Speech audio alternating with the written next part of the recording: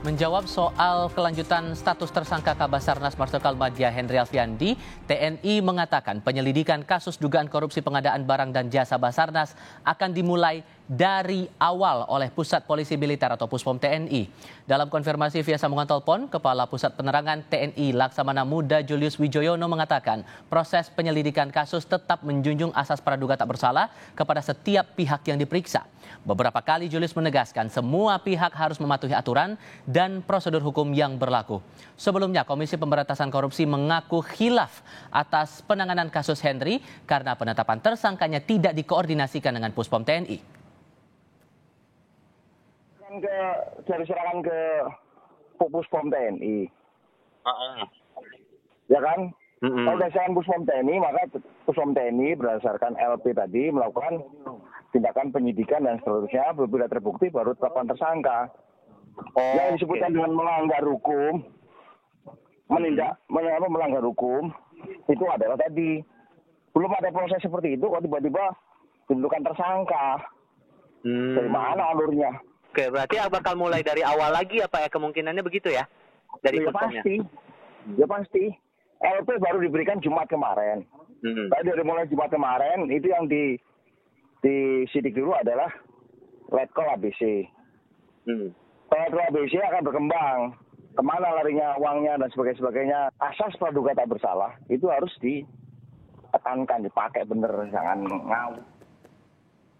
Di lain pihak, Ketua KPK Firly Bahuri menegaskan kegiatan operasi tangkap tangan, penyelidikan, penyidikan hingga penetapan para pelaku sebagai tersangka telah sesuai prosedur hukum dan mekanisme yang berlaku. Melalui akun Instagramnya @mohmahfudmd, Menko Polhukam bilang, yang penting masalah korupsi yang substansinya sudah diinformasikan dan dikoordinasikan sebelumnya kepada TNI ini harus dilanjutkan dan dituntaskan melalui pengadilan militer. KPK kemudian menaikkan status perkara ini ke tahap penyidikan dengan menetapkan dan mengumumkan tersangka sebagai berikut. HA, Kabasarnas RI periode 2021 sampai dengan 2023, dan yang kelima ABC, Korsmin Kabasarnas RI. Buntut dari penetapan Kabasarnas sebagai tersangka, rombongan Puspom TNI Jumat siang mendatangi gedung KPK untuk berkoordinasi dengan pimpinan KPK terkait penetapan tersangka terhadap Kepala Basarnas Marsdia Henry Alfiandi dan Letkol Afri Budi Cahyanto. Setelah berkomunikasi, KPK mengakui khilaf menetapkan tersangka Kepala Basarnas. Kini KPK menyerahkan kasus hukum dugaan suap yang menyeret nama Kepala Basarnas sebagai tersangka pada pihak TNI. Nah, ketika ada melibatkan militer, maka sipil harus menyerahkan kepada militer. Di sini ada kekeliruan, kehilafan dari tim kami yang melakukan penangkapan. Oleh karena itu kami dalam rapat tadi sudah menyampaikan kepada teman-teman TNI, kiranya dapat disampaikan kepada Panglima TNI dan jajaran TNI.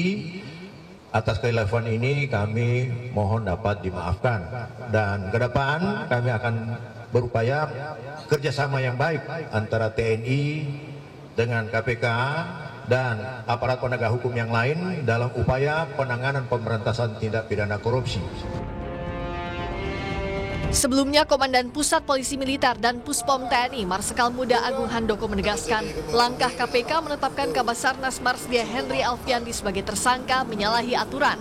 Dan yang berhak menentukan status tersangka personel militer adalah penyidik Puspom TNI. Menurut kami, apa yang dilakukan oleh KPK untuk penetapan personel militer sebagai tersangka menyalahi ketentuan. Pertanyaan kedua, untuk Marsdia HA memang sudah memasuki masa pensiun, tetapi tindak pidana tersebut terjadi pada saat beliau masih aktif. Jadi kita lihat tempus deliktinya, waktu kejadiannya. Jadi tetap berdasarkan tempus delikti, yang menangani adalah kewenangan ada di polisi militer. Demikian, terima kasih.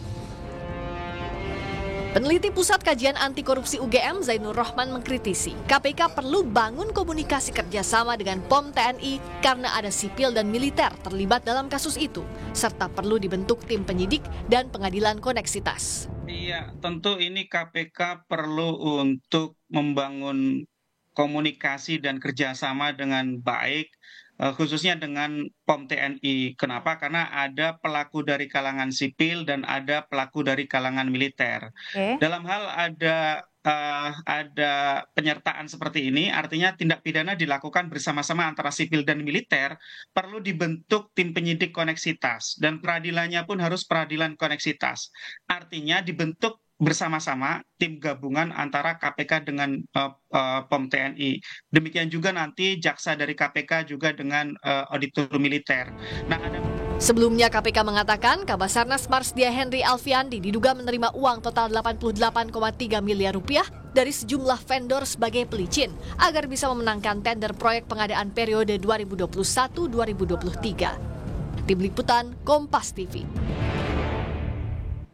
Setelah proses hukum dugaan kasus korupsi terhadap Kabasarnas Marsikal Madya Henry Alfiandi diambil alih TNI, bagaimana kemudian status tersangka Kabasarnas Henry yang sempat diumumkan KPK?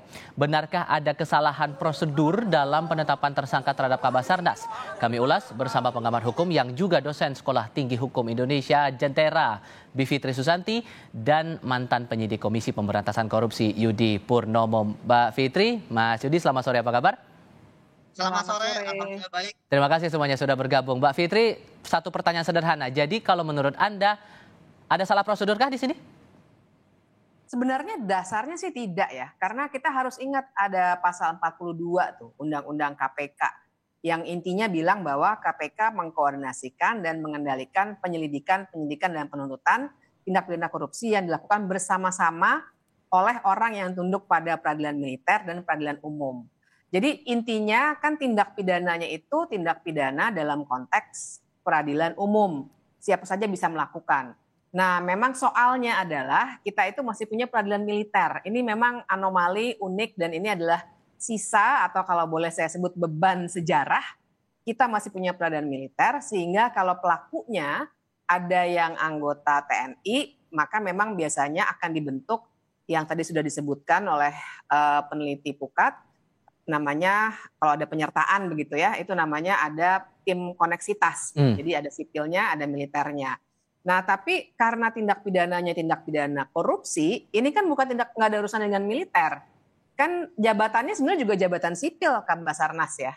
Jadi ada lazim saja dan sesuai dengan Undang-Undang Tipikor untuk dilaksanakannya pada pokoknya dikoordinasikan oleh KPK. Nah, tapi saya perlu menyebutkan karena kondisi peradilan militer tadi biasanya akan ada koordinasi lah, ada dalam eksposenya biasanya sudah ada koordinasi, kemudian dalam penetapan tersangka ada koordinasi dan lain sebagainya.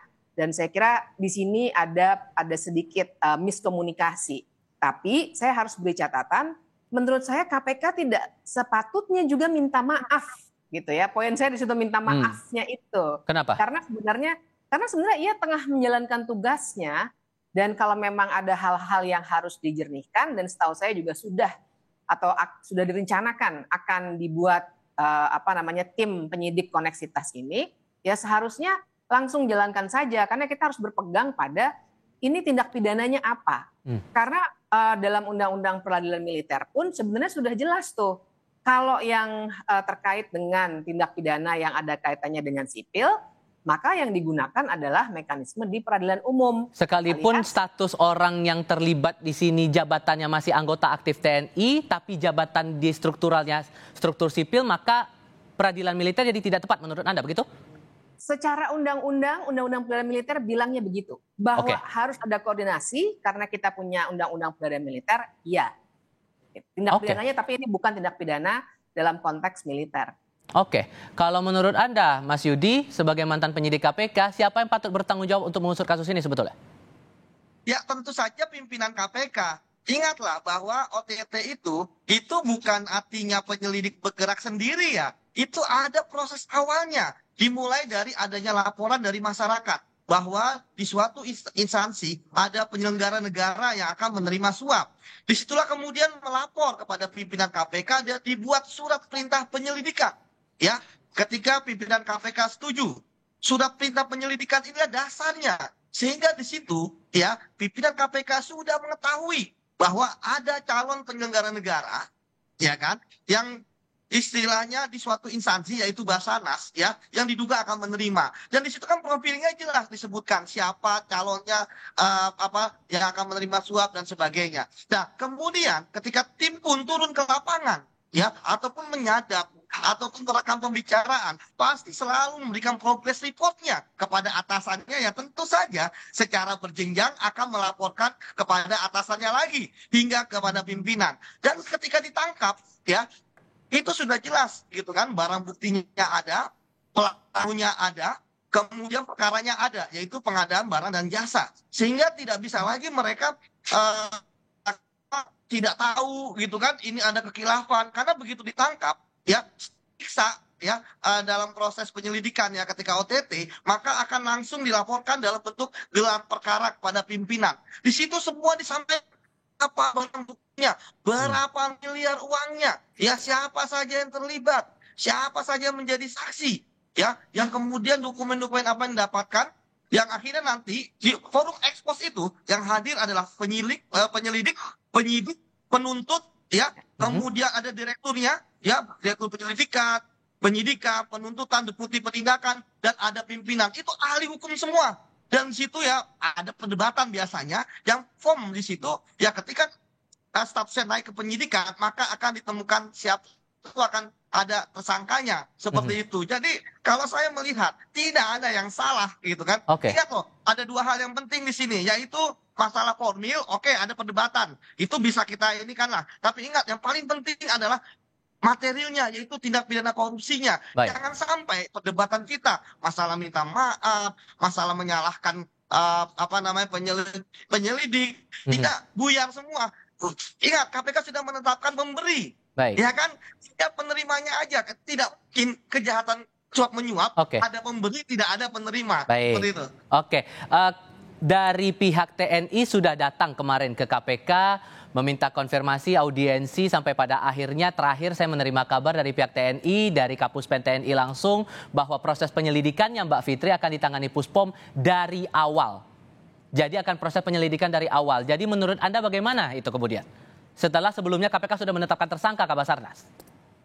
Ya, saya kira ini patut disayangkan ya. Ada dua hal nih Mas yang perlu kita bongkar.